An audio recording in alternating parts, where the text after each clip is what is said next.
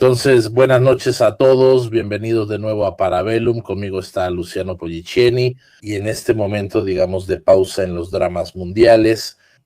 Si Trump no se despierta de malas en 10 minutos, volvemos a hablar de África, que obviamente es uno de esos temas que ha quedado un poco fuera de las noticias, por lo que está pasando en Medio Oriente, por la guerra en Ucrania, pero las guerras continúan. Vayan a ver la transmisión en vivo que hicimos hace un tiempo, que era un repaso de todas las guerras y de cómo hay una tendencia de todas formas al aumento generalizado de las guerras. En África siguen estallando nuevas guerras y no se apaga ni una sola. Y obviamente también hay conexiones con lo que sucede, porque entre los financiadores está Arabia Saudita. Hay varios actores que conocemos bien, incluso en los acontecimientos actuales en Medio Oriente. Entonces, ¿y quién mejor que Luciano? Así que gracias por haber vuelto.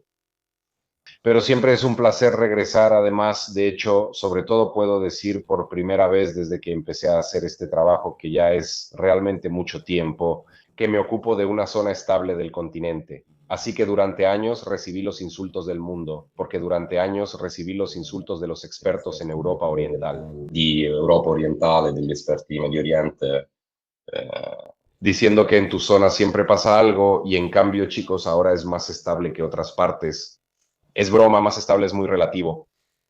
No, el inicio irónico en realidad es para quitarle peso al asunto, porque la fecha de la transmisión no es casualidad. Hoy es 15 de abril de 2026, se cumple el tercer año exacto desde el estallido de la guerra en Sudán.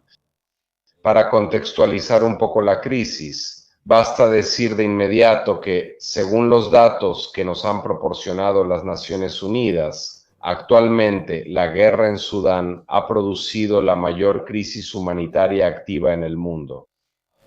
Gracias a Mirko hemos podido seguir la guerra prácticamente desde su inicio. Obviamente con el estilo del programa, es decir, de la transmisión en vivo y del canal. Así que lo que verán esta noche está completamente basado en datos, es decir, en fuentes que tenemos, sí, fuentes abiertas que pudimos consultar. Voy a hacer un resumen para quienes escuchen hablar de este conflicto por primera vez. La guerra en Sudán, que yo, por una elección personal de estilo, no llamo guerra civil, prefiero la expresión guerra de los dos generales, precisamente porque se combate entre estos dos señores que ven en la pantalla. A la izquierda está el general Burhan Fatah al-Burhan, que es jefe de las Fuerzas Armadas de Sudán, así como presidente del Consejo Soberano de Sudán, que de hecho nació como un órgano de transición que debía acompañar al país hacia la democracia y que en la práctica ahora es el gobierno de Sudán. El que actualmente está instalado en Jartum y que reconquistó Jartum hace más o menos un año por las fuerzas del segundo hombre, el que ven a la derecha, que es el general Mohamed Hamdan Dagalo, conocido con el apodo de Emeti, que significa pequeño Mohamed. Son dos personas que han creado con su círculo interno, digamos, dos escuelas de pensamiento, dos visiones diferentes para el futuro de Sudán. Por un lado, al-Burhan, que es el campeón, si queremos, de la élite de Jartum, o mejor dicho, de cierta parte de la élite de Jartum, que sobrevivió a la caída del régimen de Omar al-Bashir en 2019.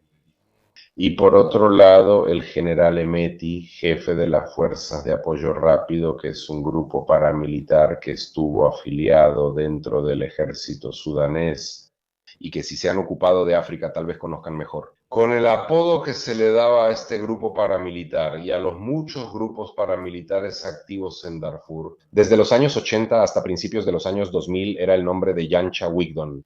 Por cierto, hice un poco de investigación. En una transmisión anterior había dicho que Yancha significa diablos a caballo, pero en realidad he visto en investigaciones más recientes que es una expresión dialectal de Darfur, que significa bandidos. Entonces, básicamente, este grupo, las RSF, nace como un grupo paramilitar de base étnica responsable del genocidio de Darfur, bajo el régimen anterior, que de alguna manera se institucionaliza y que luego básicamente se convierte en un Estado dentro del Estado, para llegar luego al 15 de abril de 2023, cuando al final de una convivencia muy difícil, destinada a fracasar, de hecho, fracasó. movilizaron sus tropas contra el ejército regular sudanés, conquistando Jartum, intentando matar a Al-Burhan y así tomar el control del Estado. Como les decía antes, no es una guerra civil porque falta ese componente que es el componente civil, o sea, la principal víctima del conflicto hasta hoy. Es efectivamente... Desde el punto de vista étnico, ¿cuánto influye o es simplemente una cuestión de poder entre estas dos fuerzas?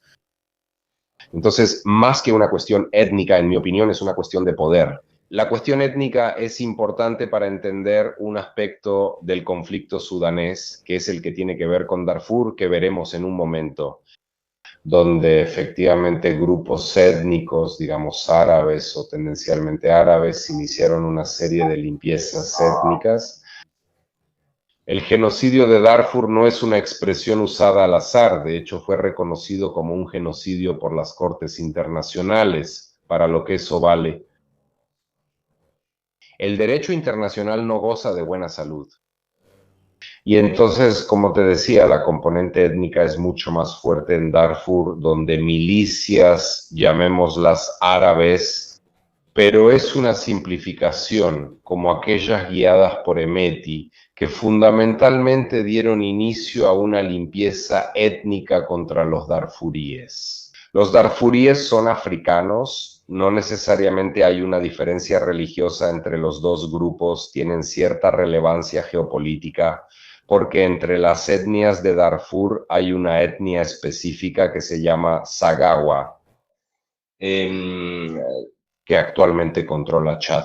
Como veremos en un momento, Chad, además de ser uno de los principales actores para los africanos en el ámbito militar, basta pensar que recientemente el ejército chadiano comenzó su despliegue en Haití, apoyado por el gobierno estadounidense como parte de una serie de iniciativas para la estabilización de la isla de Haití. De todos modos, son tropas reconocidas por cierto valor a nivel táctico. Los chadianos son bastante Chad. Ese es el chiste que siempre haces, yo lo estaba esperando.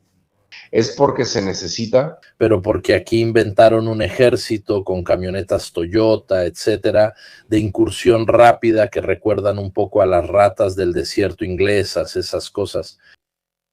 Entonces, los chadianos son considerados históricamente como los maestros, al menos en África centro-occidental, los maestros de la guerra de movimiento, que es justamente ese tipo de uso de tácticas que estás describiendo tú. O sea, unidades incluso numéricamente grandes, pero capaces de moverse y desplegarse de manera muy rápida. Tanto es así que Chad juega un papel fundamental en muchas iniciativas de mantenimiento de la paz de la Unión Africana. Para hacerlo, para que entiendan cómo a nivel militar han sido capaces de aprovechar estas habilidades, incluso contra ejércitos mucho mejor armados. Tienen que olvidar que los chadianos son los que derrotaron al joven califa Haftar durante la guerra. Es la unidad. Se lucha por la franja de Ausú. Es prácticamente... Ellos lograron, con Libico mucho mejor armado también y sobre todo gracias a una unidad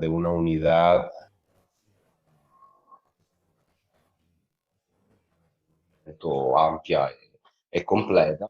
Libico-Chad es una unidad. Son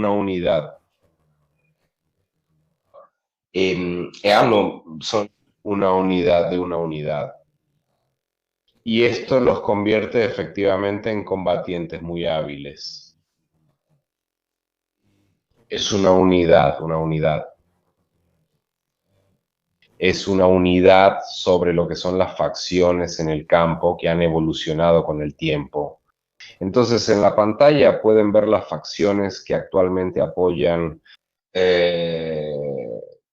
Son alianzas muy fluidas, así que por definición no son estables.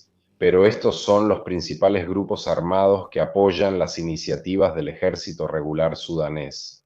Entonces tienes el Movimiento de Liberación del Pueblo de Sudán del Norte, uno dirigido por Agar, el Movimiento por la Justicia y la Igualdad, que es otro movimiento armado de base local, predominantemente activo en Darfur, que apoya al ejército regular.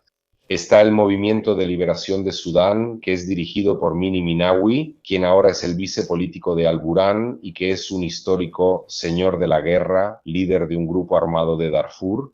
Está el SLM Tambur, es decir, el Movimiento de Liberación de Sudán, que sin embargo tiene otro líder de milicia, y luego hay otra milicia más reciente que tiene una afiliación más marcadamente institucional, que es la Fuerza Conjunta de Protección de Darfur.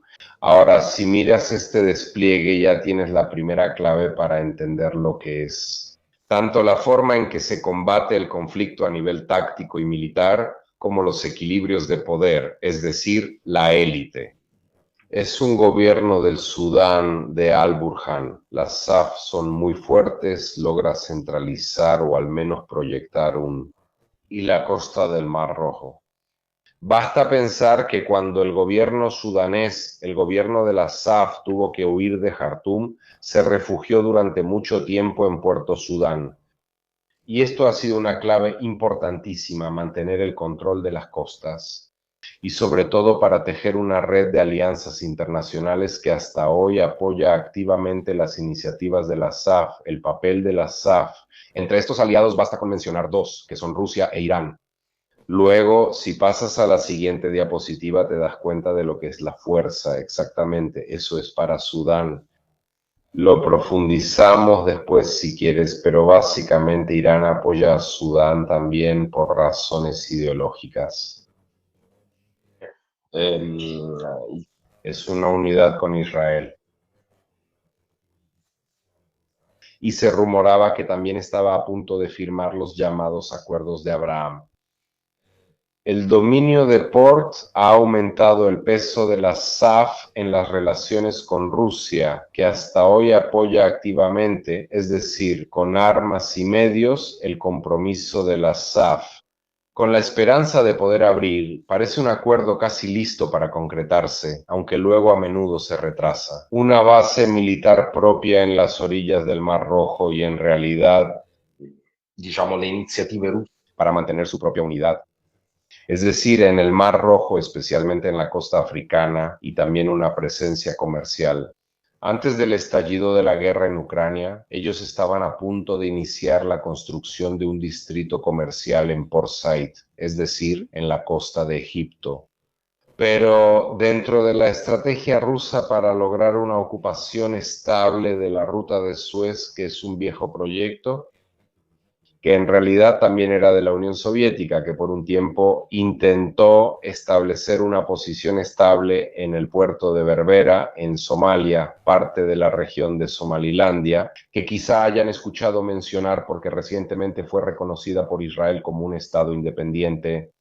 Pero te decía, si ves la formación de la SAF, es tan amplia, está compuesta por grupos tan diferentes, precisamente por eso. El exponente, el cambio. A menudo ha tenido dificultades para imponer una verdadera unidad sobre las regiones orientales. Entonces, ¿qué tuvieron que hacer las SAF al estallar la guerra cuando se enfrentaban a un enemigo como las RSF, muy fuerte en la región de Darfur y en las regiones orientales?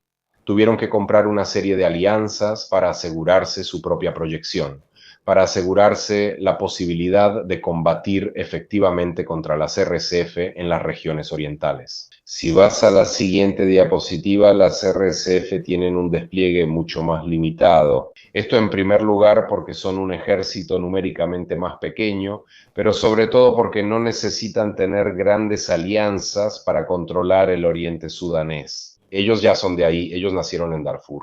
Emeti es hijo de ganaderos que toda su vida han comerciado ganado entre Chad y Sudán. Entonces ellos están luchando en esta etapa, o al menos se han posicionado en los lugares donde nacieron, donde crecieron sus líderes, donde nació su movimiento. Por eso no necesitan hacer alianzas tan amplias, pero hay algo que sí hicieron las RSF. Se dotaron de un gobierno político, que es el gobierno de paz y unidad. Fue respaldado por una alianza compuesta principalmente por políticos de Darfur, que se llama TAS. Y este truco le permitió a las RSF crear un gobierno que no tiene reconocimiento internacional.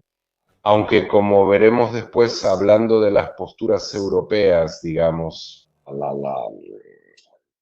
hay bastante confusión respecto a cuál es el gobierno efectivamente reconocido unánimemente a nivel internacional, porque siempre hay un cierto nivel de ambigüedad. Pero al crear este gobierno de paz y unidad ficticio, pudieron mover el estancamiento del nivel puramente militar al diplomático.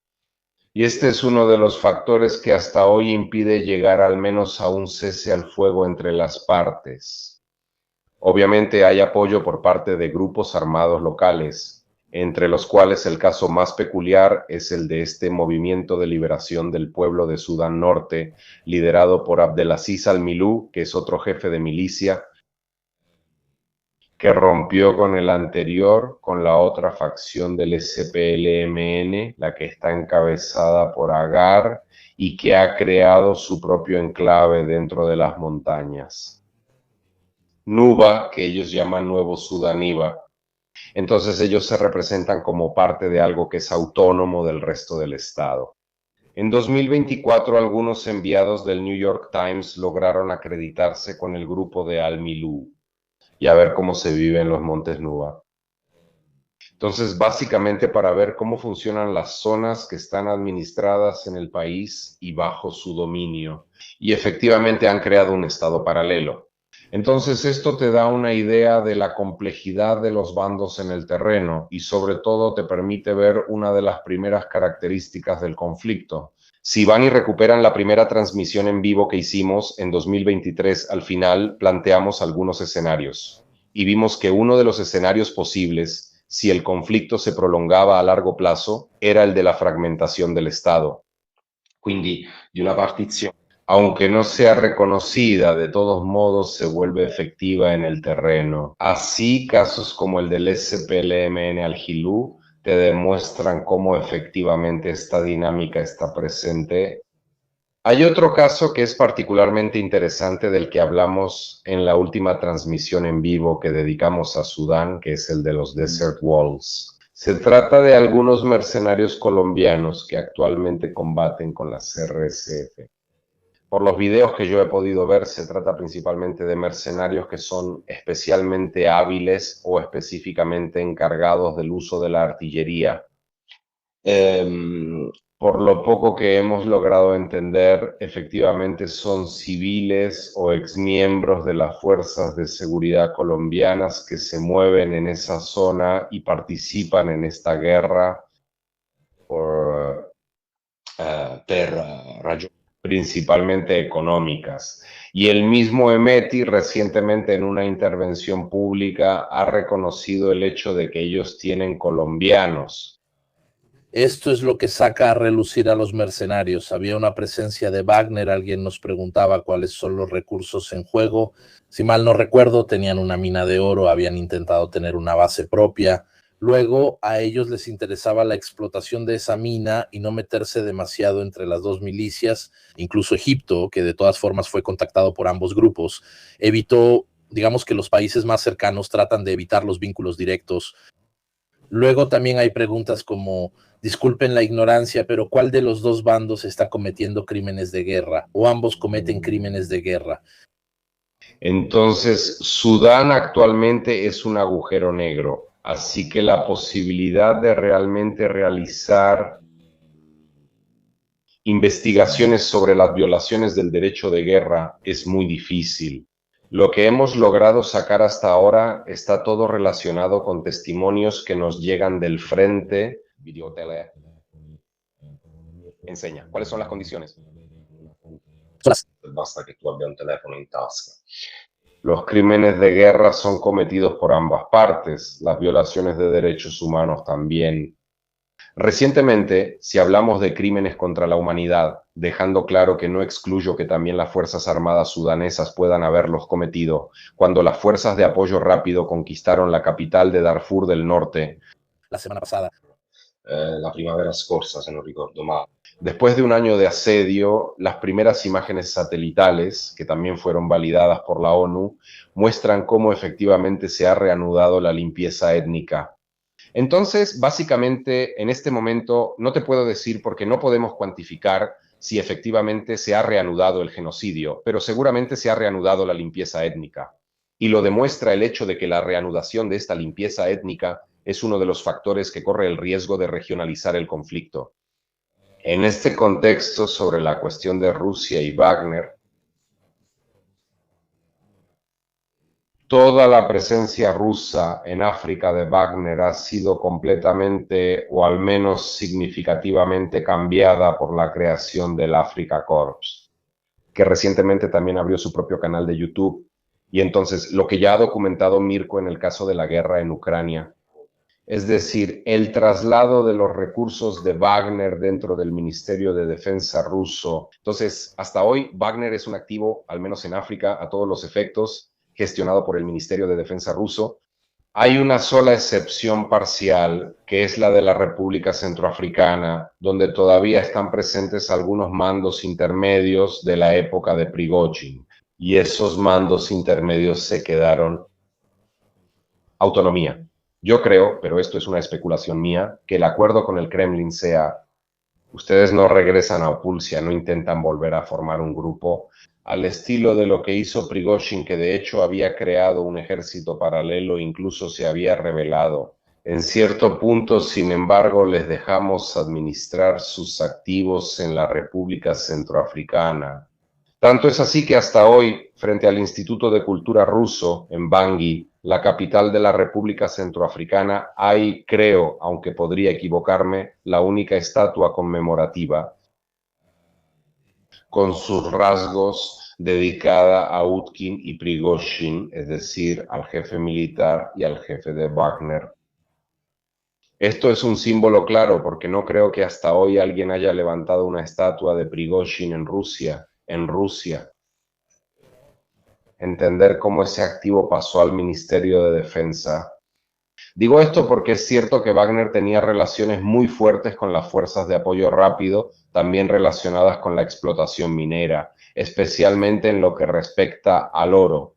Pero con la muerte de Prigozhin, Wagner pasó al Ministerio de Defensa, el Ministerio de Defensa ruso y Rusia en general apoyan activamente a las Fuerzas Armadas Regulares sudanesas. Esto lo hacen obviamente no por una cuestión ideológica, sino por puro interés nacional. Ellos piensan razonablemente que incluso si las RSF reconquistaran Jartum, no lograrían avanzar hacia la costa. Y por eso ellos están interesados en la costa. Y por eso apoyan al gobierno que potencialmente en el futuro les garantizará acceso a ese pedazo de mar. Entonces, obviamente, si pones en la balanza por un lado una fuerza que controla de manera estable el Darfur y por el otro una fuerza que controla de manera estable una parte del estrecho de Bab el-Mandeb, de la ruta de Suez, entonces entiendes bien que a los ojos del Kremlin tiene mucho más valor la ruta de Suez, especialmente en un contexto como el actual. Pasando ahora a la situación, adelante, discúlpame. Ya que estamos aquí, antes de entrar en la situación sobre el terreno, hay algunas preguntas como ¿cuáles son los intereses extranjeros en la guerra y qué naciones apoyan a las respectivas facciones? Digamos, la parte rusa la cerramos con el interés clásico, que es tener un puerto ahí, un poco como los chinos que también quieren tener uno, ellos tienen uno propio. Es Eritrea, si no me equivoco, ¿no? Los chinos no tienen un puerto en Eritrea, han modernizado el puerto de Asmara. Por cierto, Eritrea es un país donde con el gobierno actual, especialmente nosotros los italianos, hemos, en mi opinión con razón, dejado de dudar y hemos empezado a hablar abiertamente de nuevo con Eritrea. Afuera, ¿a quién han recibido? La Meloni più volte. Crosetto fue de visita a Eritrea. Los chinos han modernizado el puerto de Asmara y en el tema de la modernización, Eritrea merecería una historia aparte porque es una historia absurda. En el marco de la modernización del puerto de Asmara, modernizaron los muelles de tal manera que se pudiera evaluar la posibilidad de atraque para los barcos militares chinos. Esto porque Acuerchi, que de todos modos es alguien que se ha formado... Destructores en la zona, en el área. Exactamente. Hay otro país que ha desplegado una clase de destructores en Eritrea, fue Rusia, en el marco de una visita diplomática de cortesía. Consideren Eritrea. Acuerchi, el presidente, es alguien que se formó en China durante la época maoísta y todavía habla chino con fluidez y aún cree en el modelo de desarrollo chino.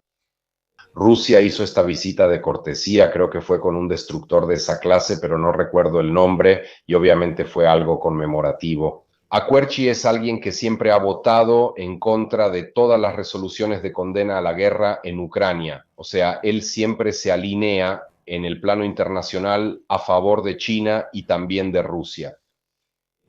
Pero esa visita de cortesía que se hizo, no recuerdo si fue en una ocasión, en el aniversario de la independencia de Eritrea, se hizo precisamente por ese motivo. O sea, los rusos, con el pretexto de la visita de cortesía, querían evaluar si sería problemático o no que sus barcos atracaran en el puerto de Asmara.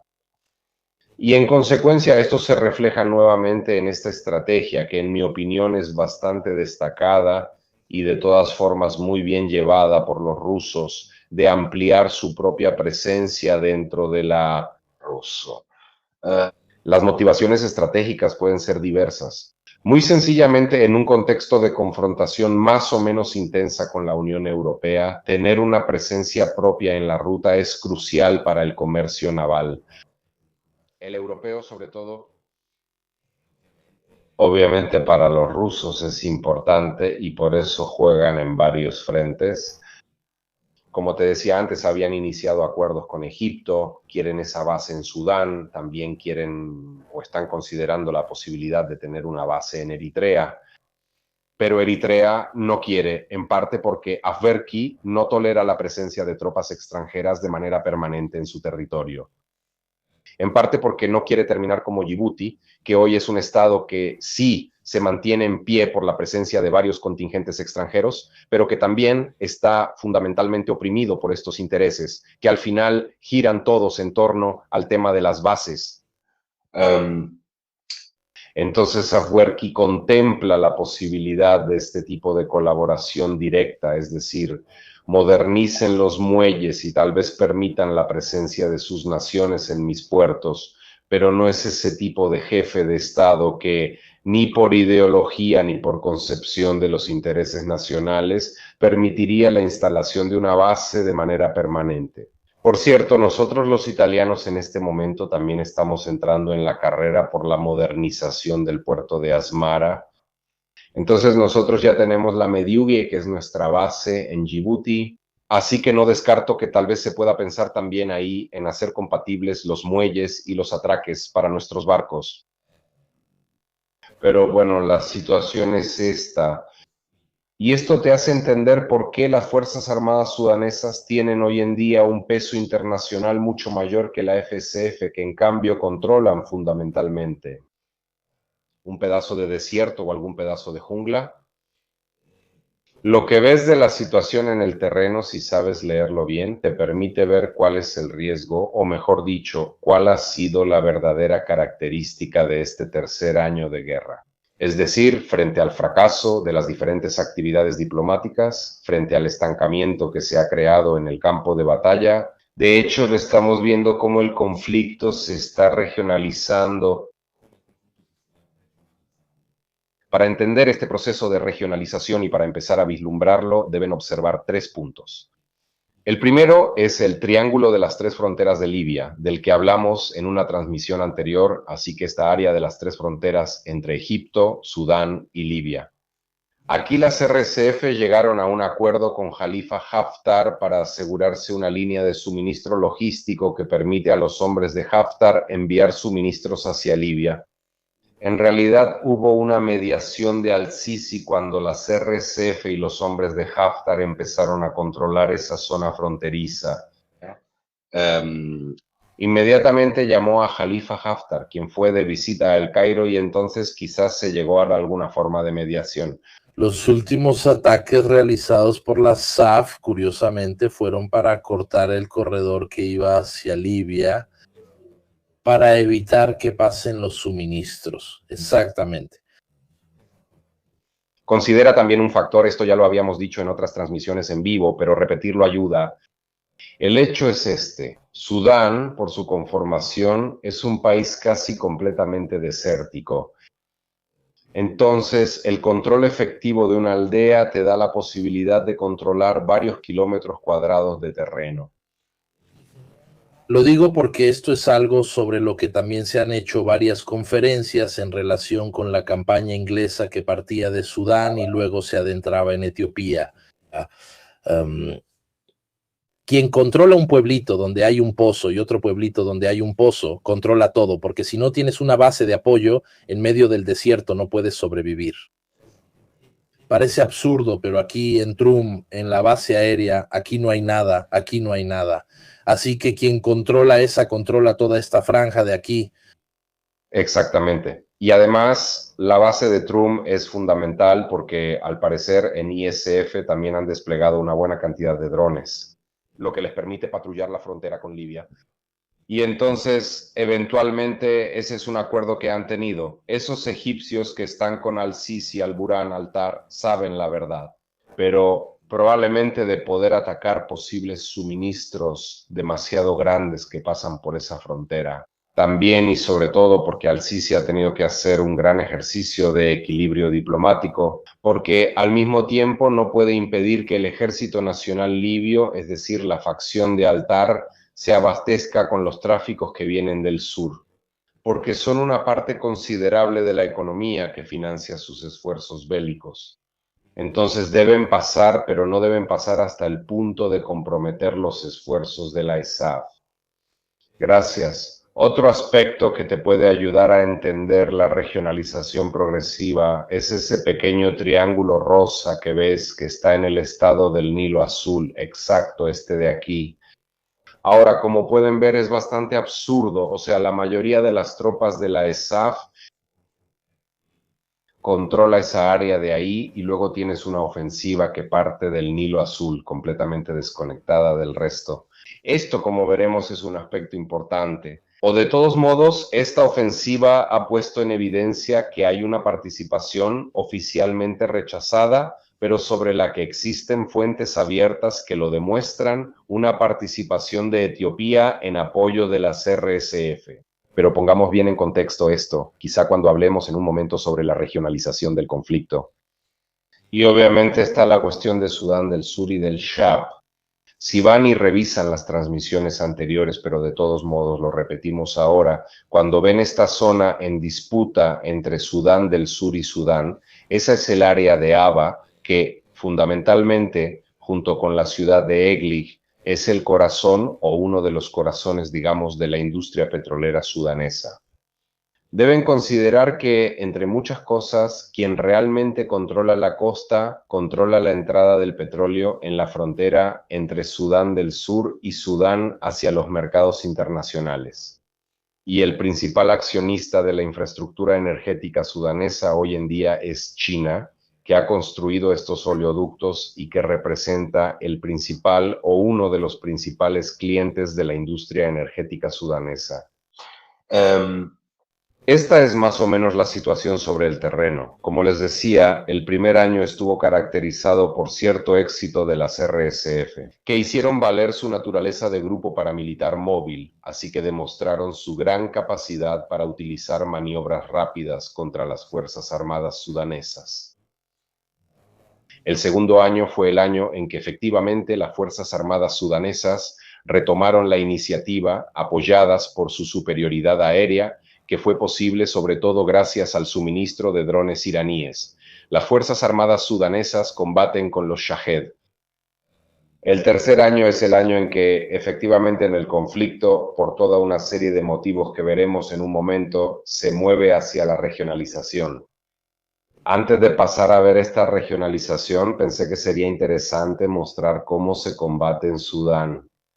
Entonces, un pequeño dato curioso para los aficionados a la historia militar. Sudán es el último país que ha visto una carga de las casacas rojas en el campo. Fue con motivo de la represión y la revuelta del Mullah Loco, cuando los británicos retomaron la conquista de Jartum. Si lo buscan, hay un libro de un historiador inglés que se llama Tom Pakenham, que se llama The Scramble for Africa. Es un libro tan grueso que estoy leyendo cuando tengo ese poco tiempo libre que tengo, pero él cuenta en detalle la caída y la toma de Jartum y documenta la última carga de los imperiales en el campo de batalla. Cavalleria britannica. Al menos en África. Por cierto, es una carga de caballería británica que es presenciada por un jovencísimo Winston Churchill. Hoy en día la guerra que se libra en Sudán es muy diferente. En primer lugar estaba lo que mencionaste antes, es decir, efectivamente se combate en zonas predominantemente desérticas, al menos en esta etapa, donde el control de un pozo, pero también simplemente de una aldea o de un nodo comercial, te garantiza el control de varios kilómetros cuadrados de terreno. Pero, y esto es algo que a menudo me gusta enfatizar porque nosotros imaginamos que los conflictos africanos son todos como en Black Hawk Down, con esa gente en uniforme disparando desde camionetas artilladas. En realidad, no muy diferente de otros conflictos en Medio Oriente, el de Ucrania o el de la República Democrática del Congo, es un conflicto que se combate con drones. Para entender la naturaleza de este conflicto, lo que ven aquí es una diapositiva que hicieron en Al Jazeera y la verdad me gustó mucho. Debo decir que Al Jazeera dedicó un reportaje largo solo al uso de drones en la guerra en Sudán. Yo estoy viendo los tipos y ya veo chinos y turcos aquí. Turcos. Abajo. Se da... ¿Qué? Entonces, en realidad, Turquía también ha sido acusada de financiar a las fuerzas de apoyo rápido, pero con drones, no con aviones, para que me entiendas. Lo interesante, según yo, que hay que notar... Son los barcos en Ucrania, sí. Aparte del barco Ucrania, los drones utilizados por las fuerzas de apoyo rápido, como ves, son drones. Ellos usan mucho los enjambres, poco el dron individual, o sea, poco el gran dron turco. Recurre mucho a los enjambres. Lo que intentan hacer, al menos por los videos que yo he visto, es lanzar estas oleadas de enjambres de manera realmente imprudente, sin sentido. Perdón, la primera pregunta que te hago es, ¿quién los financia? La RCF. ¿Y cómo se financian? O sea, si no tienes salida al mar y no logras... Entonces, principalmente a través del tráfico de oro, la extorsión y el mercado negro, así que básicamente se financian como unos bandidos. Ellos tienen acceso a algunas minas que luego malvenden, o mejor dicho, hacen circular en los mercados legales en el resto del continente. Más bien, tal vez logran que se vendan a través de la bolsa de ellos, entonces básicamente a través de este tipo de cosas. Aquí, obviamente.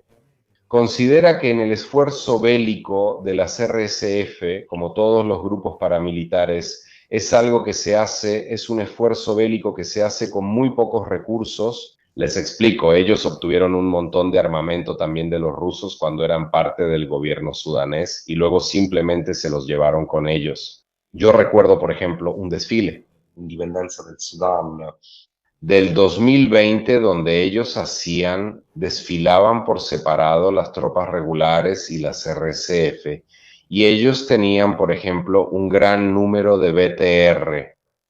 Obviamente tienes que distinguir esta gran sofisticación en términos de drones y de medios tecnológicamente avanzados que ellos usan en áreas abiertas. Entonces, como te estaba diciendo antes, ellos usan estos enormes enjambres de drones, lanzan completamente al azar sobre los centros habitados cuando el centro habitado cae, y así cayó el Fasher. Luego ellos penetran dentro de los centros habitados y básicamente saquean todo. En cambio, en la batalla de Jartum habíamos mostrado algunos videos. Este es un Shahid. Habíamos mostrado algunos videos en las transmisiones anteriores. Ellos también combaten con medios improvisados en las áreas urbanas. Básicamente, entonces, se dedican a estas actividades y por eso saquean de combates, por ejemplo, con motocicletas. Y entonces se dedicaron a actividades de saqueo, dedicados a actividades de saqueo, dedicados a actividades de saqueo, una actividad de saqueo. Entonces se dedicaron a actividades de saqueo, así que saqueo, actividades de saqueo, a un saqueo, y entonces es a una actividad de saqueo. Y entonces se dedicaron a un saqueo. Y entonces se dedicó a una actividad de saqueo, así que se dedicó a una actividad de saqueo, una actividad dedicada al saqueo, actividades de saqueo de este tipo.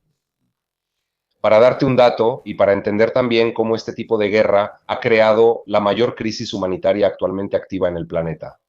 Si vas a la siguiente diapositiva, ahí está Al Jazeera, que hizo un conteo usando fuentes abiertas sobre el número de operaciones realizadas con drones por la SAF. Hasta hoy, lo que ves, o sea, solo en su conteo hay más de 1.478 muertos que según ellos han sido causados únicamente por los drones. 1.478 muertos confirmados. Esta diapositiva tienes que resaltarla con un chiste pesado que circula sobre la SAF y que circulaba durante el genocidio de Darfur, según el cual se decía que el ejército de Sudán no combate, solo bombardea. Esto es porque históricamente, o al menos bajo la presidencia de al-Bashir, la clave siempre ha sido esta: Khartoum controla la fuerza aérea. Luego, para las operaciones terrestres se apoyan en grupos locales, pero lo importante es que la supremacía aérea siempre quede en manos de los regulares, siempre quede bajo el poder de Khartoum. Y la SAF lucharon durante mucho tiempo, especialmente en el primer año, cuando parecía que realmente podían perder la guerra contra las RSF. Ellos acumularon y almacenaron vehículos, drones, prepararon sus cadenas de suministro, hicieron ese tipo de cosas. Es un ejército bomba que trae los cielos a la tierra. Es un ejército que trae los cielos a la tierra. Ha sido un ejército que trae los cielos a la tierra. La guerra, pero es algo muy cercano. Te había dejado algunas fuentes abiertas con videos sobre lo que puede ser, sobre algunos ataques, pero no sé si queremos proyectarlas porque luego te pueden tirar la transmisión, así que mejor lo evitaría. Bueno, tú dime, no sería ni la primera vez, pero bueno, si sigues adelante podemos ver cuáles son los efectos de este tipo de combate. Nos tumban la transmisión, pero nos tumban la transmisión, ¿qué más da? Entonces, este es un video que muestra una misión realizada por la SAF para combatir, bueno, contra las RSF. Si no recuerdo mal, este debería ser un dron turco. Entonces, ¿cómo lo ves? Digamos que el tipo de combate que hacen es similar al de las RSF. Ellos quieren dañar las líneas de suministro. En este caso, esto es un ataque relámpago contra un convoy. Ellos intentan atacar las líneas de suministro de las RSF y lo hacen utilizando principalmente drones. Sin embargo, noten que al ver este tipo de imágenes no es diferente de las operaciones que vemos en Ucrania. Es lo mismo, la misma cosa, viejos, alguien que estaba descargando. No, esto es para, como sabes, porque también está esa cosita. Compramos. Porque esto es un título, que hacen algo, no se ve a nadie morir, cosas de esas, ¿no? Pero traté de ser preciso porque creo que la transmisión en vivo sobre Malí la tienen. O sea, ya es mucho que no nos haya tocado la puerta la CIA o la inteligencia francesa después de eso. Però eso era otra broma. Tanto voglio la battuta mía. Y bueno, para decirte cómo realmente tenemos que salirnos un poco del guión cuando tienes que explicar todas las grandes crisis humanitarias relacionadas con los conflictos africanos. Y porque los medios son modernos, o sea, no es que sean... Las distancias son enormes, claro, no tienen grandes poblaciones. Son numerosas y los ejércitos son numerosos. De todos modos, estos son los efectos que pueden ver de las operaciones de drones sobre los centros habitados.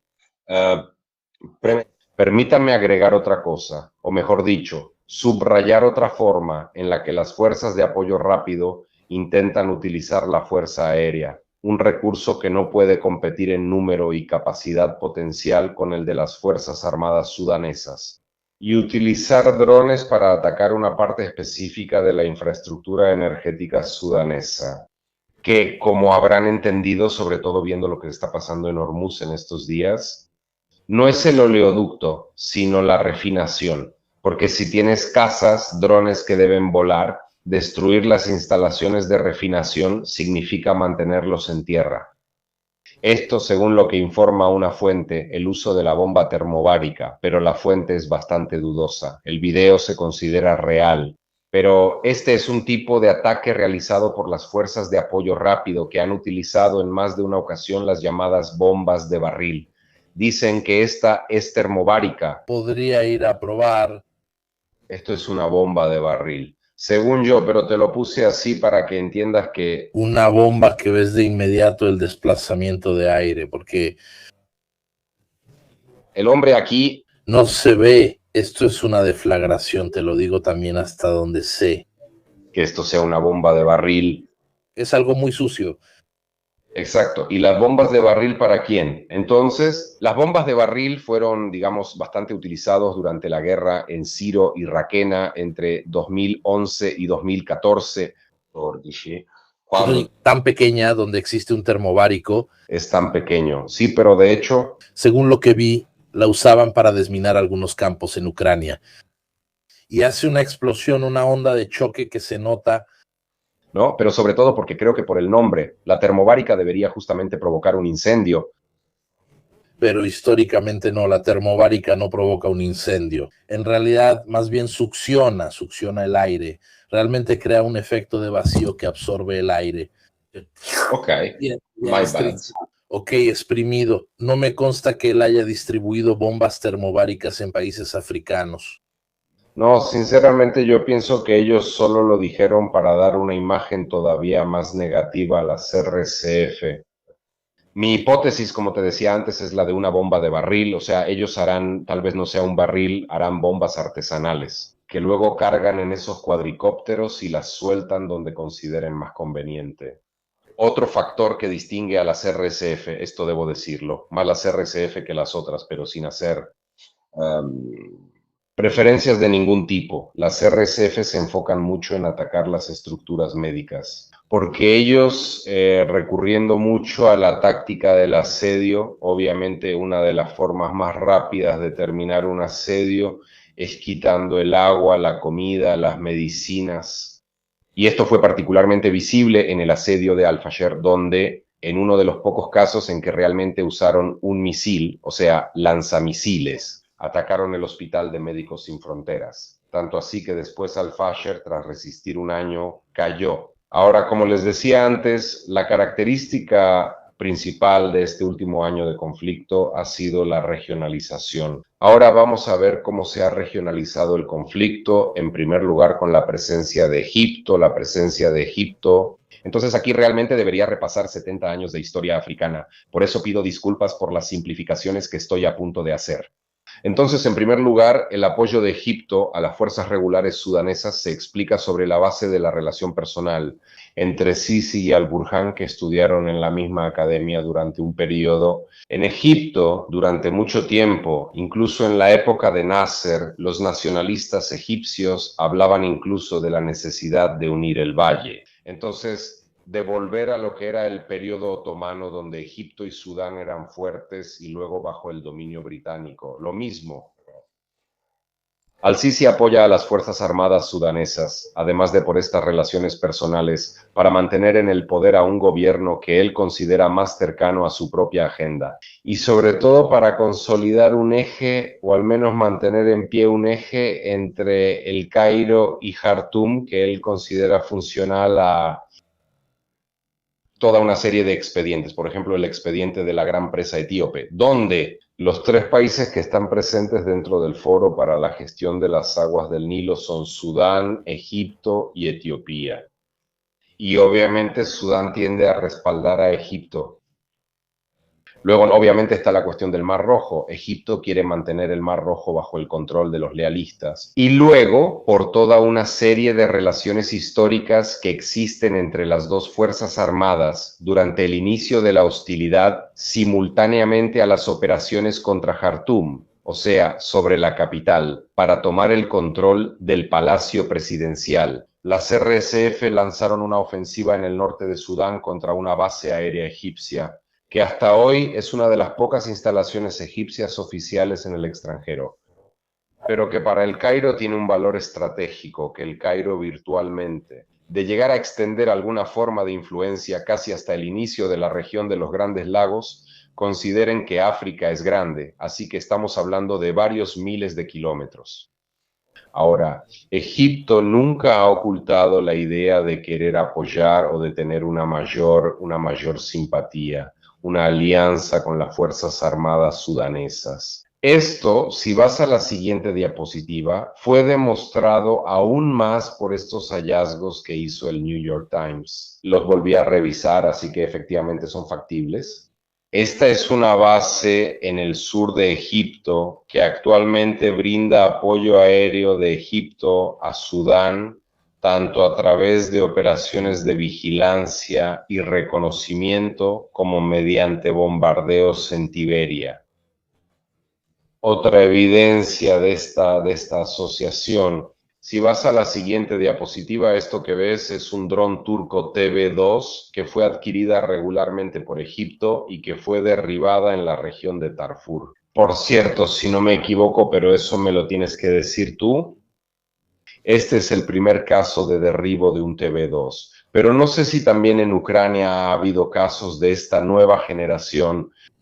Sí los ha habido entre Armenia y Azerbaiyán, pero no sé si precisamente esta versión, la anterior, porque esta es precisamente la lupo de la competencia en la que perdió. También Haftar, pero no se sabe qué variantes y cosas de lo que está documentado, sí. Porque creo que, sin embargo, Haftar, si no me equivoco, había perdido el TB2. Esto, por lo que yo sé, es la primera vez que se ve realmente el resto de un TB2 derribada en alguna parte del mundo.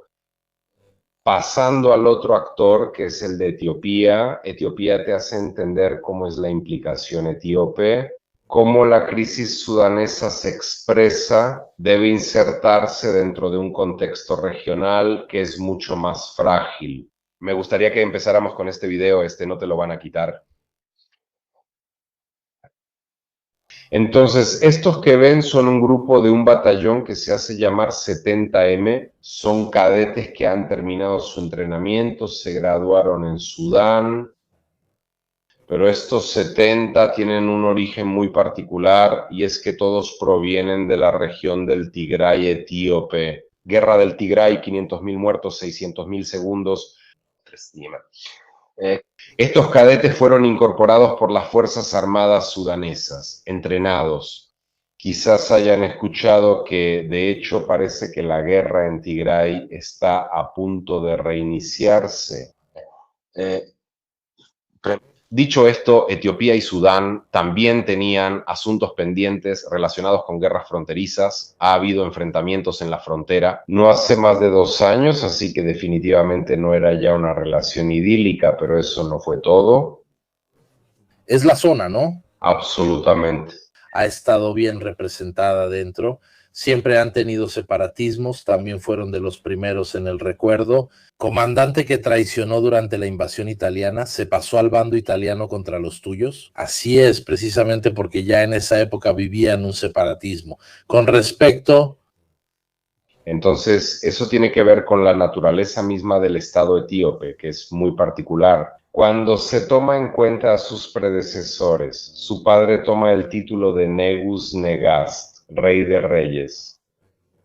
Es precisamente porque al final Etiopía tuvo esta confederación donde varios señores feudales se sometían a la voluntad del emperador. Esta tensión. Así que si quieren un paralelismo para entender cómo era, sistema que muestran, saben, presente, cuando yo lo vi en inglés, no sé cómo lo tradujeron al italiano con los banners, llámenlos estandartes. Sí, exactamente, exactamente. Era cada uno. Había los de abajo, que sé, como siempre, para repetir el paradigma de Game of Thrones, y como si estuvieran los Stark que están ahí, y abajo estuvieran todos los demás, y señores menores, pero que de todas formas, digamos, prestan su lealtad, etcétera. Entonces, incluso cuando empezaron a formar el ejército, era un ejército que respondía más a los jefes individuales, de hecho no eran muy exactos. Tanto es así que recuerda siempre que el día de la fiesta nacional etíope corresponde con la batalla de Adwa y ellos eligen la batalla de Adwa, la conmemoración de la batalla de Adwa, como fiesta nacional. ¿Por qué? Porque el significado es unir las fuerzas de todos los etíopes. Rechazamos al hombre blanco, así que logramos resistir incluso el avance de los colonialistas, cosa que no lograron otras entidades políticas africanas, otros estados africanos. Volviendo a la actualidad de este video, obviamente te hace entender cómo el gobierno etíope ve ahora las reglas. Las fuerzas regulares sudanesas, como parte de una crisis existencial del sistema, entonces están armando a los rebeldes. Lo están haciendo junto con Eritrea, que a su vez apoya a las fuerzas regulares sudanesas, proporcionando especialmente algunas unidades de infantería y mucho entrenamiento. Y lo que sucede fundamentalmente es que las relaciones entre Sudán y Etiopía siempre han sido problemáticas, pero el entrenamiento de los tigrinos por parte de Sudán ha llevado a Etiopía a dejar de vacilar y por lo tanto a tomar partido de inmediato. También hay un interés en enviar precisamente a los de esa zona, así ni siquiera quedan libres. Y van allá a hacer desmadre y así no hacen desmadre internamente. ¿Cómo utilizar sus cosas? Estas cosas aquí no. Desde ese punto de vista, para el gobierno etíope no. Ese interés no existe, porque ellos hicieron capitular al TPLF en 2022 y por eso no quieren de ninguna manera que ese ejército se rearme. Tal vez podría haber, porque en este momento el TPLF está dividido en dos alas, una progubernamental y otra que quisiera retomar la guerra y vengarse, la progubernamental. Tal vez podría tener ese interés en mandar a los elementos más problemáticos fuera, vayan a hacer un poco de desmadre más allá. Sí, tal vez sí, pero la cuestión fundamental en este momento es la situación de Etiopía, actualizada a marzo.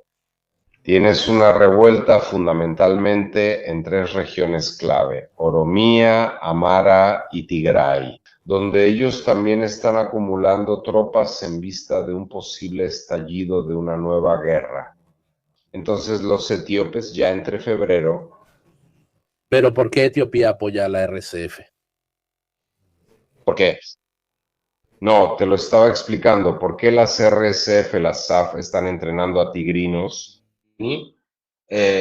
Se han unido toda una serie de problemáticas históricas entre Sudán y Etiopía, de frontera, de explotación de las aguas del Nilo, de varios tipos. Entonces, ¿cuándo empezaron a ver que efectivamente las fuerzas regulares sudanesas están entrenando a personas que vienen de la región del Tigray? ¿Qué ven ahí?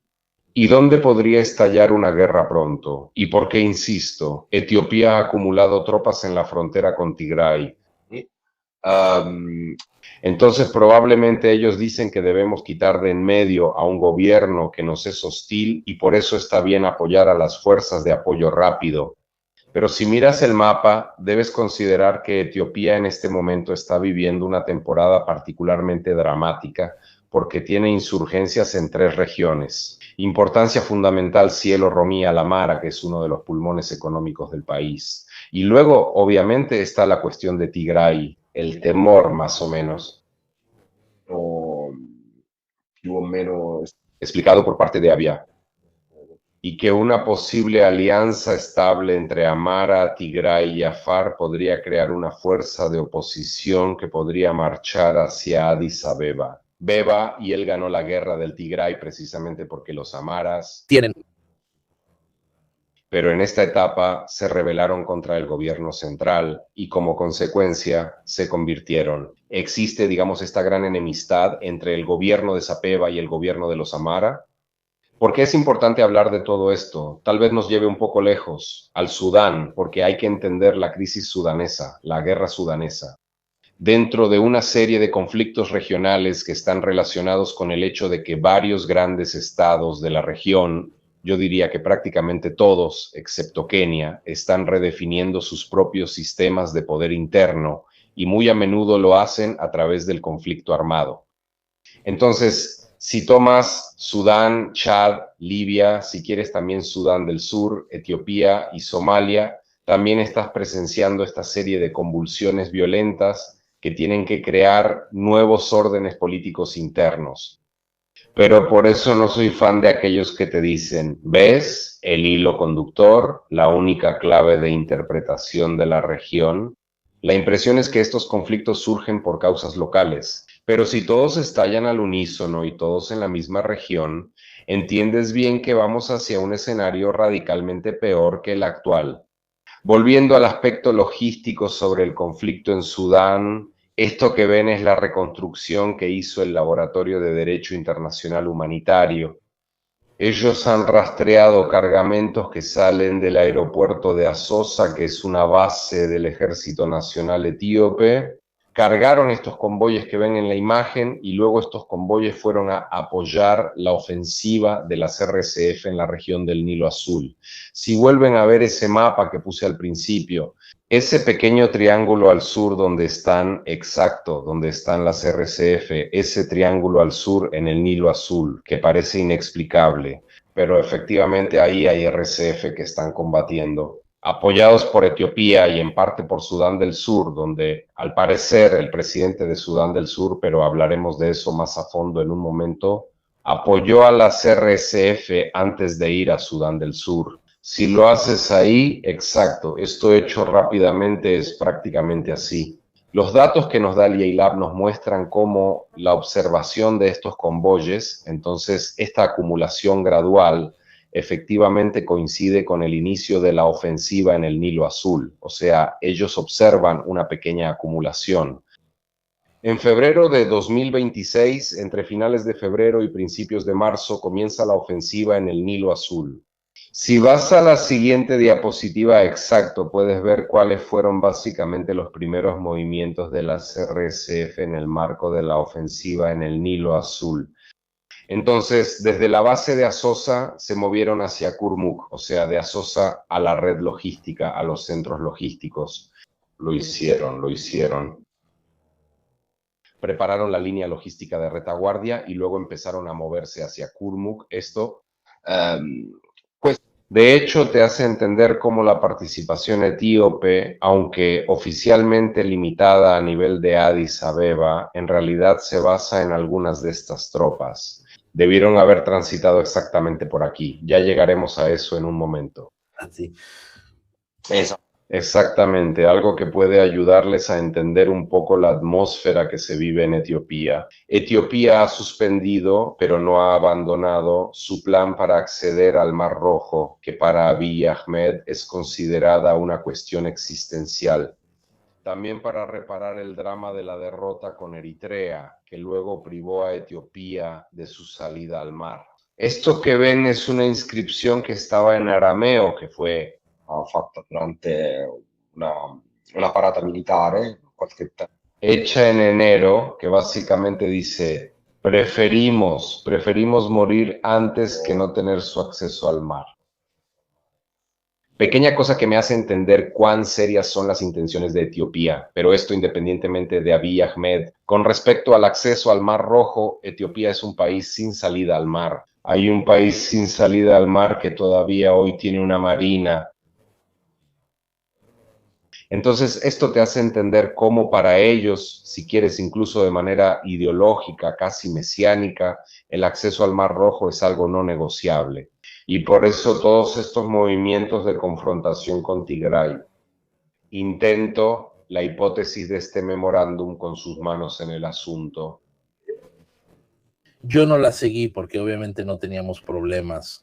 Voy a buscarte esto, un mapa de 1935, si recuerdo los años, nosotros teníamos su manera italiana. No, ok, ¿cómo fue que luego nació Somalia?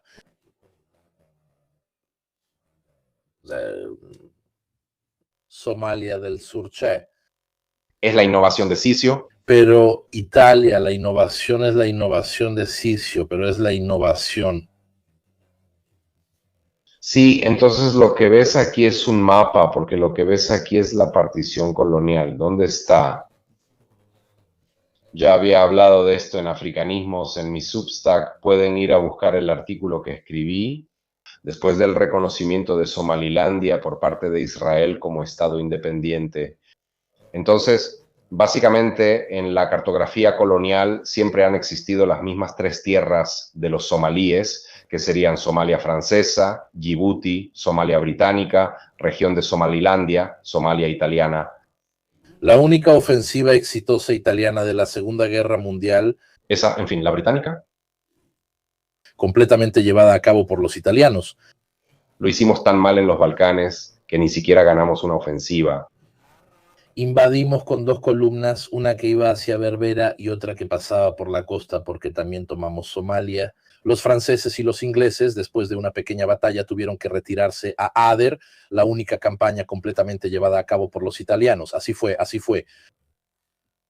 Y de hecho, después del fin de la Segunda Guerra Mundial, sinceramente no sé si fue un acuerdo con los italianos, no sé si los estadounidenses intervinieron, qué se decidió o qué pasó, movimientos locales, pero Somalia británica y Somalia italiana, entonces Somalia y Somalia fueron unificadas y hasta hoy son reconocidas por la mayoría de los estados como parte de la misma entidad estatal.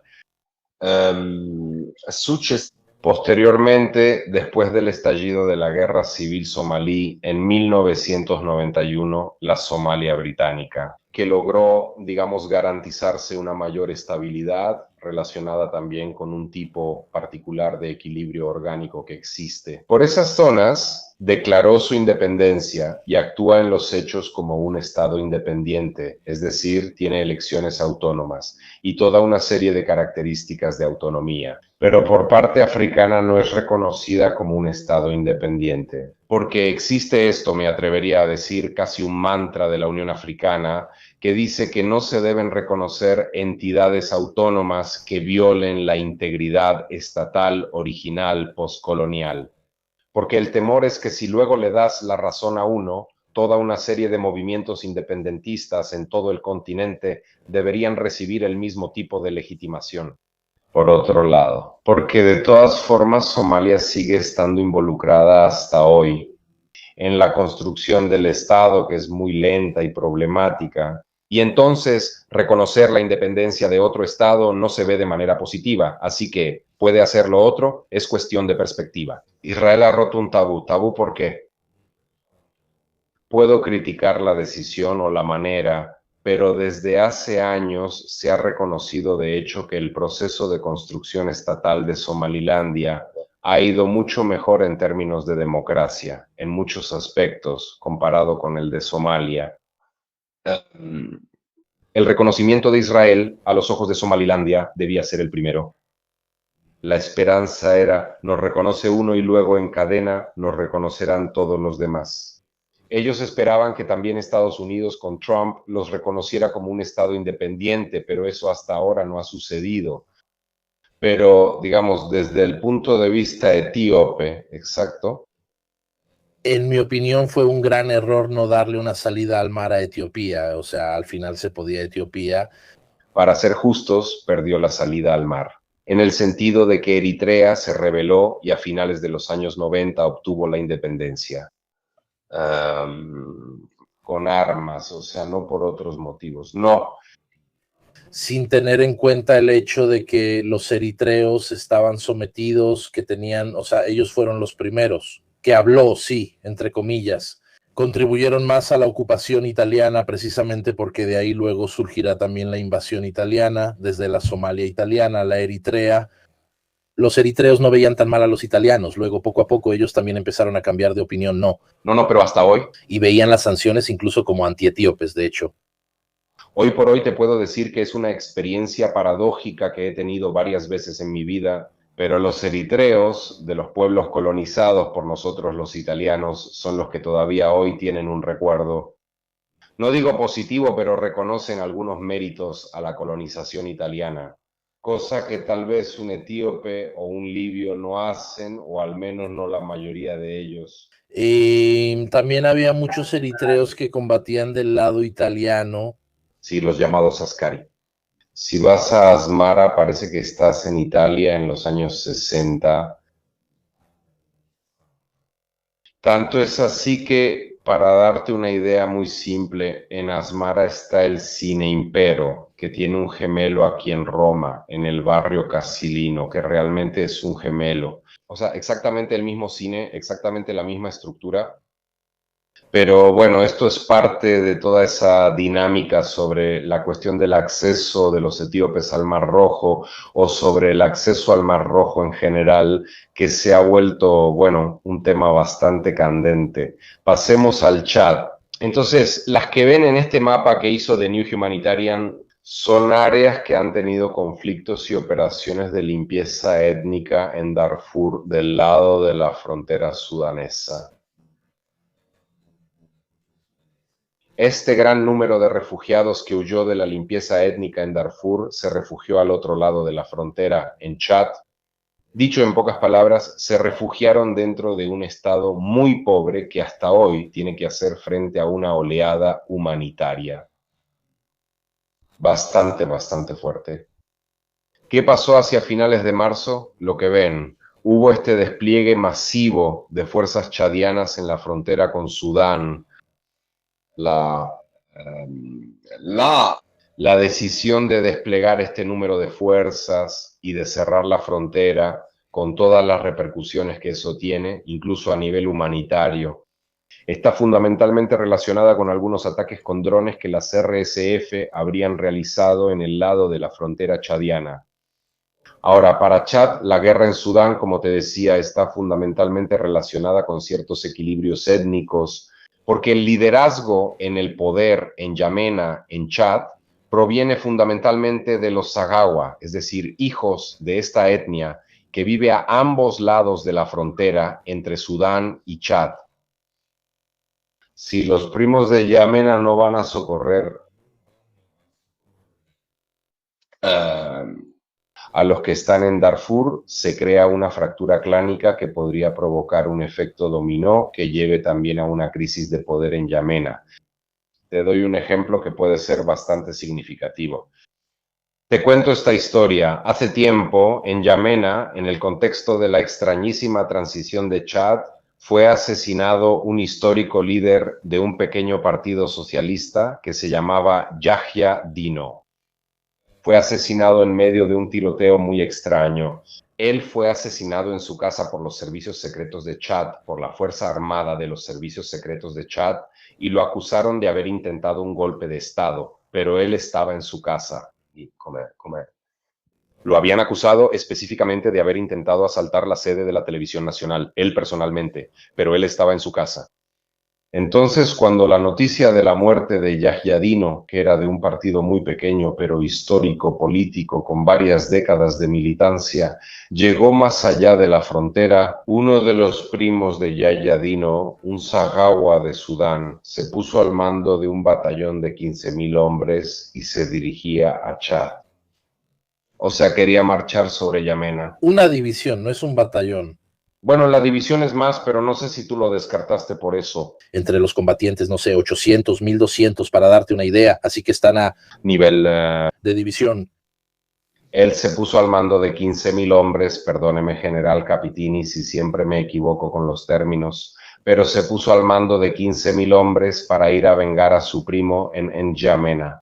Esto es para que entiendas que, por un lado, los Sagawa de Darfur son una fuerza militar muy fuerte y con un gran potencial, pero sobre todo que si el gobierno de N'Djamena no es capaz de, al menos, proteger y aliviar el sufrimiento de los primos en Darfur, puede ser que el jefe, el presidente de Chad, Mamadou Tristevi, podría ser destituido. Estas que ven son las tropas actualmente estacionadas en la frontera entre Chad y Sudán, y por lo tanto el riesgo es que Chad se vea involucrado en la guerra sudanesa, sobre todo dentro de la zona de Darfur, tal vez incluso superpuesto, solo creando una zona de amortiguamiento que evidentemente dañaría a las RSF. Evidentemente la RSF. Luego está la cuestión de Sudán del Sur. Bien, este es un mapa que ya había mostrado en la transmisión pasada. Como pueden ver, esta zona fronteriza entre Sudán del Sur y Sudán sigue siendo el escenario de gran parte de los combates o de una buena parte de los combates en la zona para las RSF. Hace unos meses la RSF ocupó la ciudad de Idlib, que alberga una de las principales refinerías del país. El temor en ese momento, tanto por parte de Sudán del Sur como de los chinos de Sudán, era que las RSF, para volver a ocupar la ciudad, o al menos para quitarles la ventaja estratégica a las RSF, decidiera bombardear Idlib y así destruir la instalación. Algo que habría tenido sentido desde el punto de vista de la ER de 1000 personas. La ciudad dañar las reformas carburante dell'RSF. Come dicevamo prima, senza la raffineria non hai la benzina per i droni. por todo lo que tienes que mover. Hubo esta mediación bastante extraña, al final de la cual creo que podría haber una maniobra china, al final de la cual las fuerzas de Sudán del Sur, el ejército de Sudán del Sur, ocupó la ciudad de Eglik. La puso bajo una especie de administración controlada y dijo, bueno, mientras tanto, nosotros estamos aquí custodiando la refinería, y de modo que no lo controla ni Sudán del Sur. Hay un problema, entonces, breve historia de los últimos 7 años en Sudán del Sur. Sudán del Sur estuvo gobernado durante mucho tiempo por este extraño gobierno de transición, liderado por el presidente de la República que todavía está en el cargo y que es Salva Kiir, y por su vicepresidente que era Riek Machar. Lo particular era que estos dos señores se enfrentaron en el marco de una guerra civil especialmente sangrienta justo después de la independencia de Sudán del Sur. El de la derecha es Salva Kiir, el que lleva este sombrero casi de vaquero. Riek Machar es el de la izquierda. Ahora, ¿qué pasó? Toda esta tregua se sostenía con el dinero del petróleo, en el sentido de que esta oligarquía controlaba el acceso y los fondos provenientes de la explotación de los recursos petroleros. Se garantizaba una nómina, se garantizaba de todos modos acceso a la liquidez, eso mantenía a todos más o menos tranquilos. Con el estallido de la guerra en Sudán y el consecuente daño a las infraestructuras energéticas, hubo una crisis en el sector energético, la imposibilidad de pagar los sueldos incluso de las Fuerzas Armadas, y la imposibilidad de garantizar ese sistema clientelar que mantenía la tregua. Se vuelve a combatir, Riek Machar queda bajo arresto y en una noche despiden al jefe de inteligencia. En fin, Salva Kiir, que en realidad está mal porque se le ha visto en algunas apariciones públicas en 2024 y 2025, no está precisamente muy bien de salud. De todos modos, su entorno aprovechó la ocasión para retomar esta guerra civil. Un pequeño detalle, el entorno de Machar fue acusado por las fuerzas regulares sudanesas, por las fuerzas armadas sudanesas. Y aquí ya te estás riendo por ese voto porque entendiste que lograste juntar una economía, que facilitaste el reclutamiento de las fuerzas de apoyo rápido dentro de la frontera. No solo eso, sino que varios miembros de las fuerzas de apoyo rápido, digamos de su inteligencia, en traje y corbata, cruzaron la frontera pagando bastantes dinares para tener acceso a recursos petroleros. Esta es la reconstrucción que nos da Sudán a través de su inteligencia. Ahora siempre se ha considerado como una hipótesis. En fin, la niebla de la guerra. Quién sabe si es verdad, pero si recuerdan el triangulito del que hablábamos antes de la ofensiva sobre el Nilo Azul, como decía acertadamente Mirko, estas tropas de las fuerzas de apoyo rápido por algún lado tuvieron que haber pasado pensando mal. Pensar mal es pecado, pero muchas veces también hay evidencias. Ahora, ¿no? Entonces yo pienso que no te digo todo. Sudán del Sur, que además es muy variado, está compuesto por diferentes grupos, el Ejército Blanco, etcétera, etcétera. Pero seguramente esto efectivamente arroja una nueva luz sobre la posible implicación del presidente Kiir en el apoyo real a las fuerzas de apoyo rápido. Entonces la cosa cambia.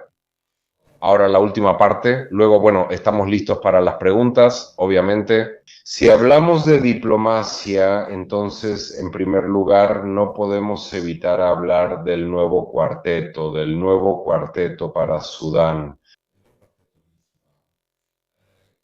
Siempre los remito a Abiganismi porque ahí he hablado de manera más profunda. Breve historia del cuarteto. Para Sudán es un formato diplomático que se inventaron en Estados Unidos alrededor de 2019, si no es que antes, para gestionar las relaciones con Sudán.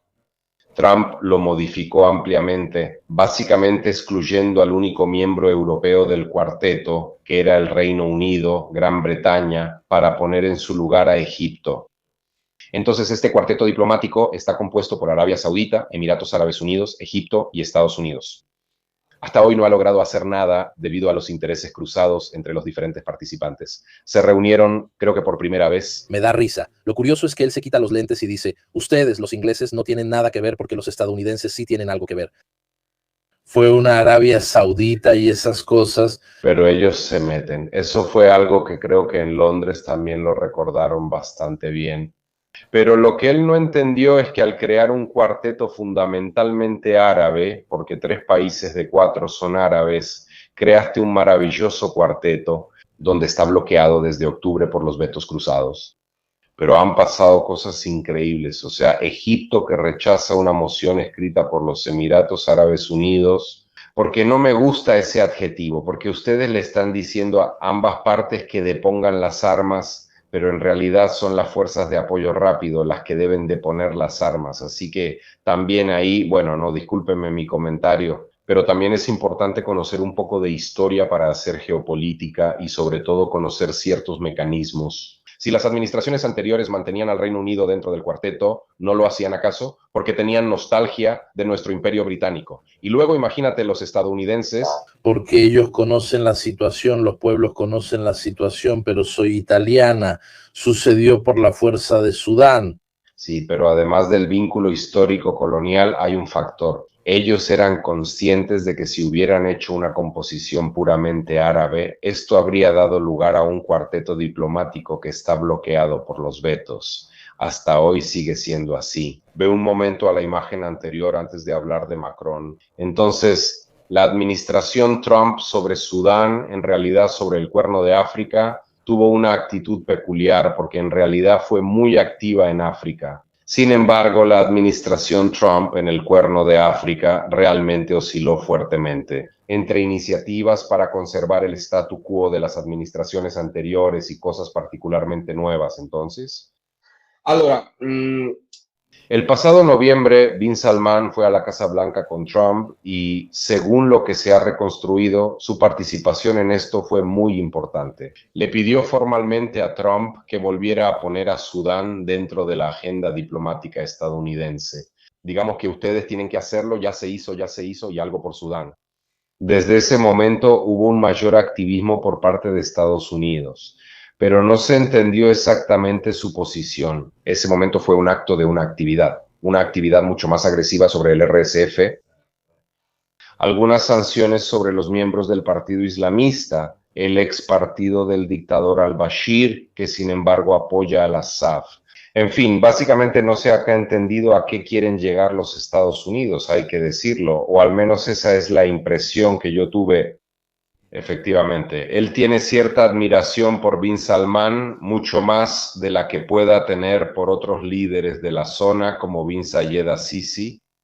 Así que no descartaría que Bin Salman en esta parte podría utilizar esta influencia para acercar a los Estados Unidos a sus propias posiciones respecto al tema sudanés.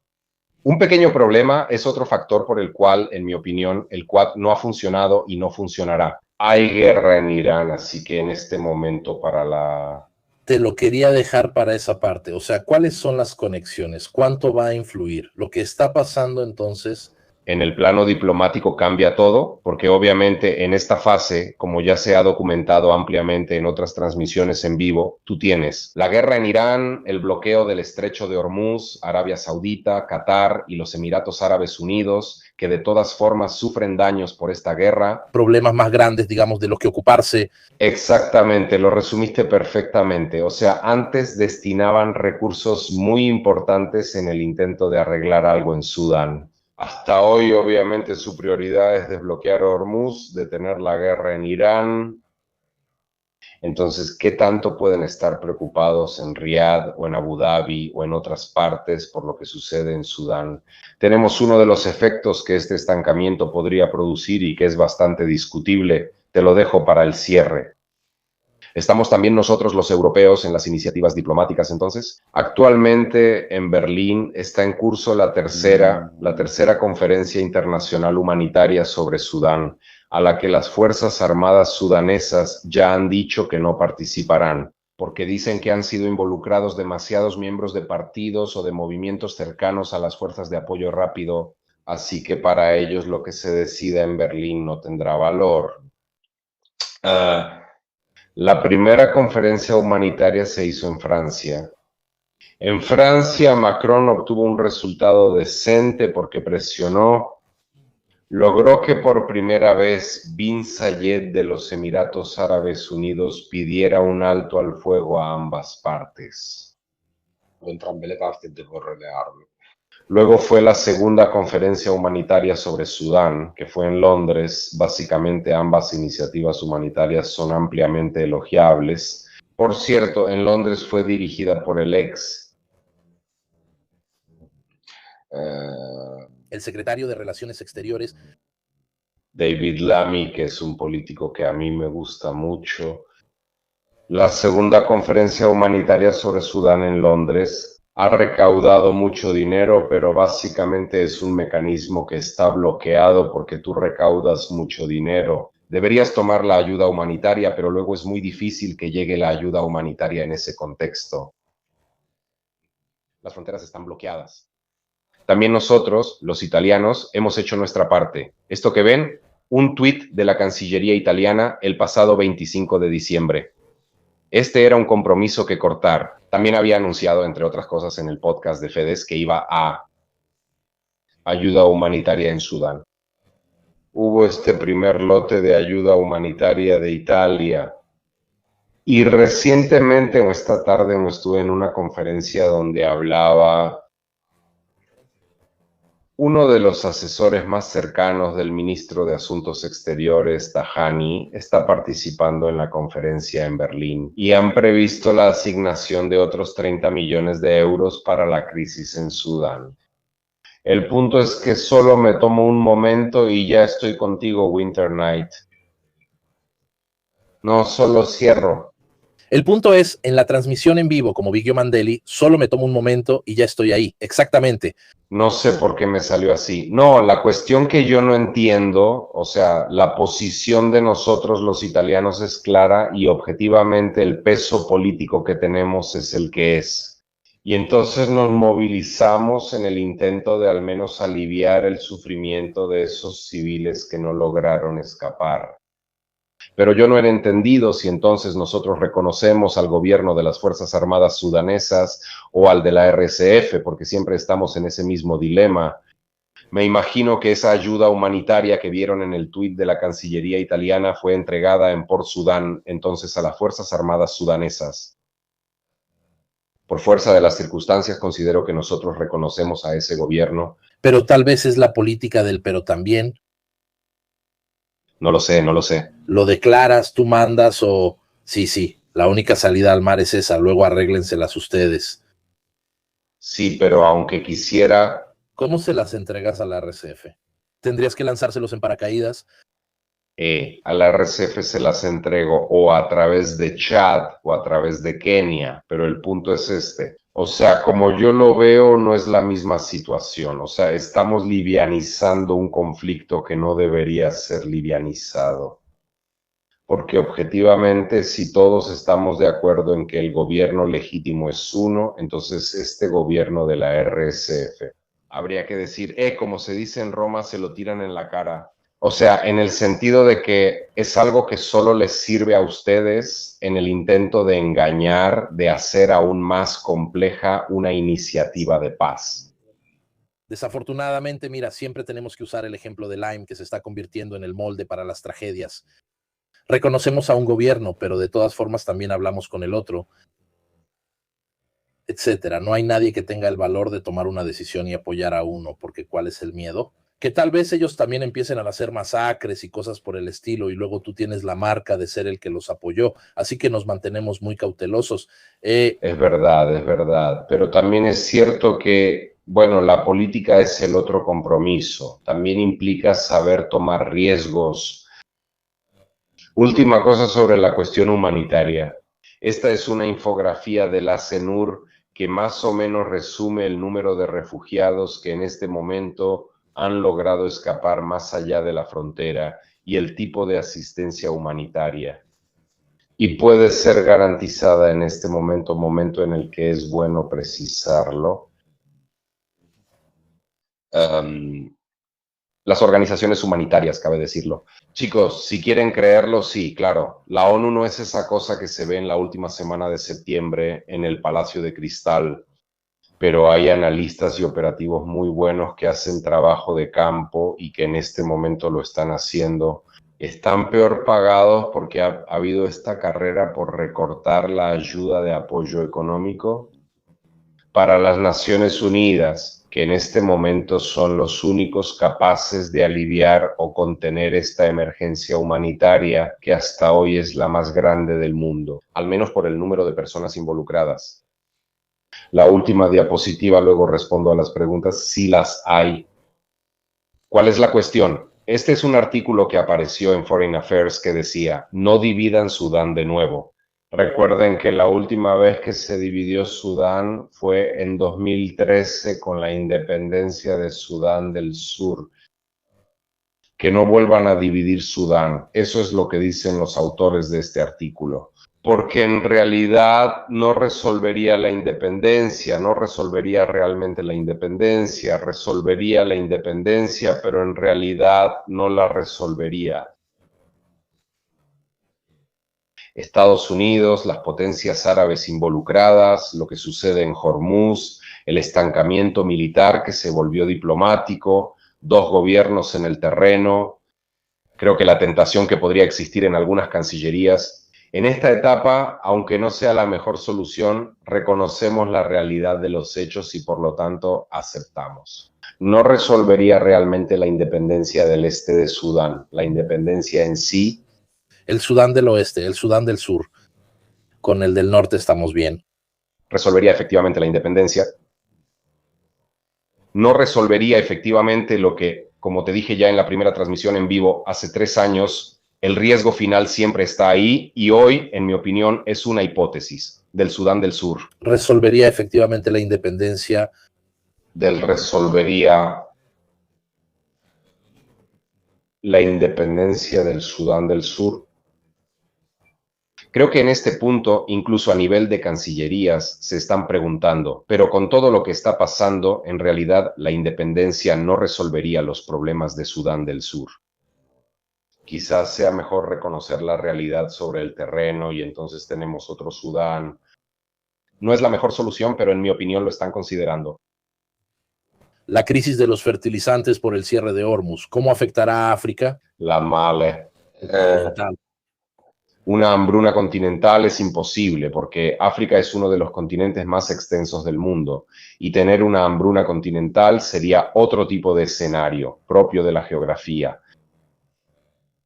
Hambruna continental imposible, hay inflación y seguramente las zonas que están sometidas a hambrunas tendrán muchos comentarios sobre la crisis. Gracias. Digamos que en esta fase sí, los riesgos más inmediatos son el aumento de la inflación, la crisis del sector agrícola. Es cierto que la economía africana, en particular Nigeria, pero también otros, se están preparando fertilizantes propios. Pero obviamente la crisis de Hormuz impacta enormemente. Veo sin duda el aumento de la inflación con riesgo de inestabilidad política. Veo sin duda la posibilidad de un empeoramiento de las condiciones de esas personas, especialmente del Cuerno de África, que están en riesgo alimentario. Hay otro factor que, en cambio, puedo contarles aquí en exclusiva en Parabellum, impacta el sector minero, porque hay solventes que deben usarse para la extracción o el refinado de minerales críticos de tierras raras que están empezando a escasear. La RDC, la República, olvidado. Porque ya usan muchos, dada la cantidad de material que deben procesar, y esos solventes ya están empezando a faltar. Entonces, sobre la importancia estratégica de esta iniciativa en Irán. Luego también el llamado sector de alta tecnología, en su cadena de suministro sufrirá mucho por el bloqueo de Hormuz. Pero no cometen masacres en Darfur contra la minoría africana no arabizada. Sudán del Sur, que apoya al SRF, no se separó del norte precisamente porque no es árabe.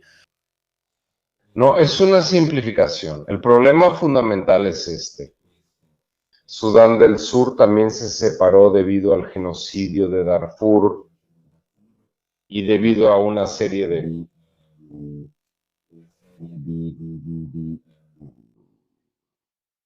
digamos así, de una marginación que había sido característica de las personas de las etnias del sur por parte de la élite histórica de Jartum.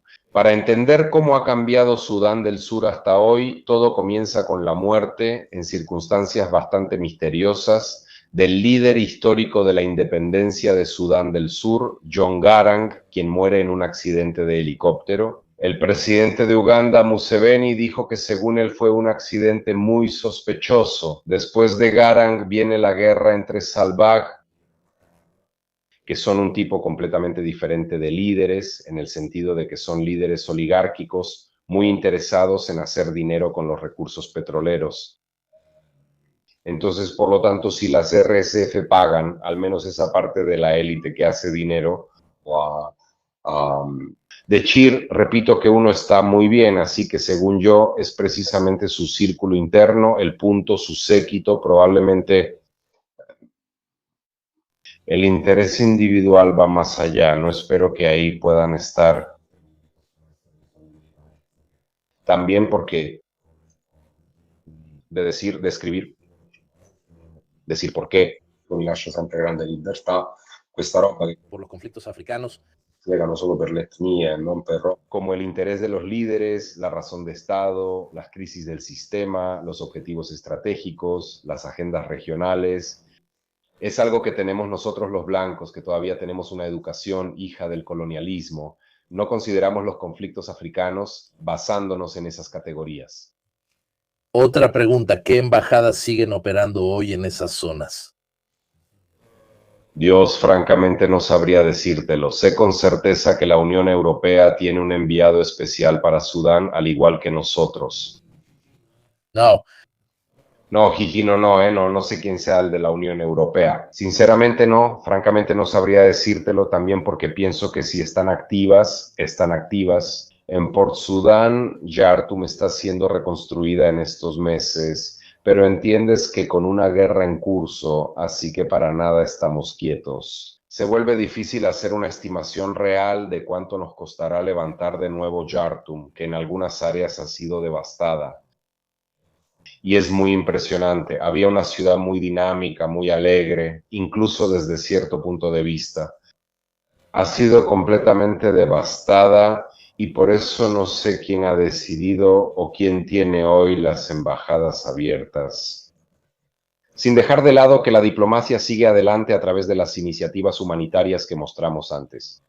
Entonces, aunque no haya embajada, de todas formas, París, Roma, Berlín y Londres hablan con el gobierno de las Fuerzas Armadas sudanesas. Seguramente, no sé si también con las fuerzas de apoyo rápido, algunos sí, nosotros los italianos no.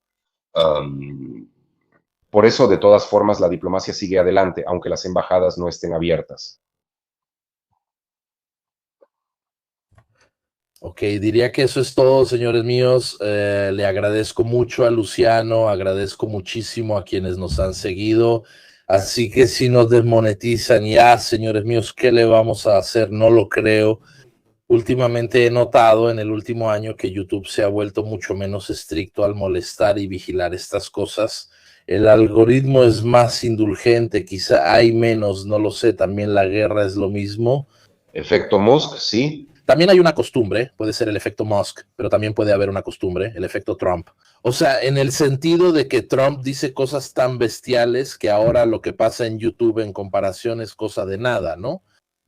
Entonces, gracias, sigan a Luciano en Africanismi. Yo siempre leo también los correos que me llegan de actualización directamente, porque de todos modos, todos estos asuntos tenemos que seguirlos, porque de todas formas se van sumando. También sobre el tema de las RAM, que ya es un tema aparte, están aumentando y seguramente los recursos mineros que ya hemos seguido en todas las diferentes guerras